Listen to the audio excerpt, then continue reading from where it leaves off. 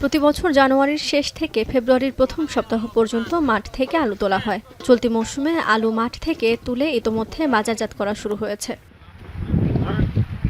এবার সংকটের কারণে আলু বীজের দাম ছিল দ্বিগুণ, পাশাপাশি সার, কীটনাশক ও অন্যান্য খরচ বেড়ে যাওয়ায় বেড়েছে উৎপাদন খরচও। প্রতি বিঘা আলু চাষ করতে খরচ পড়েছে ৪৫,০০০ টাকা থেকে শুরু করে ৫০,০০০ টাকা পর্যন্ত। খরচ বাড়লেও উৎপাদন ভালো হওয়ায় লাভের আশা ছিল কৃষকদের, কিন্তু হঠাৎ দাম পড়ে যাওয়ায় দুশ্চিন্তায় চাষিরা। ৪০ বিঘা আলুতে আমাদের হিসাব করে দেখছি ৪ লাখ টাকা লস। আবাদ করে আমাদের পোষাইছে না চাষিদের, মুনিশ খরচ বেশি, তেলের দাম বেশি, সারের দাম বেশি।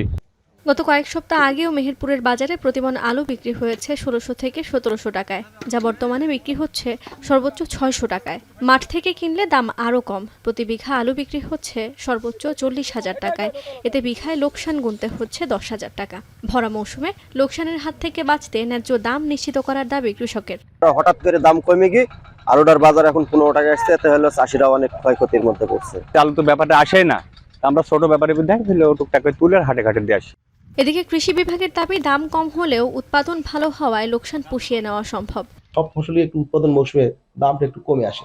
চাষিদের দাবি আছে যে আমাদের আরেকটু দাম যদি আমরা বেটার পাই, তাহলে হয়তো তাদের যে লাভটা থাকবে বা তারা এটা উৎসাহিত হবে। কৃষি সম্প্রসারণ অধিদপ্তরের তথ্য মতে চলতি মৌসুমে জেলায় ৯৩০ হেক্টর জমিতে আলু চাষের লক্ষ্যমাত্রা নির্ধারণ করা হয়েছিল।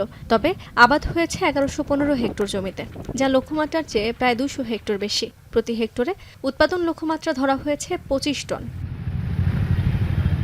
এখন মেহেরপুর।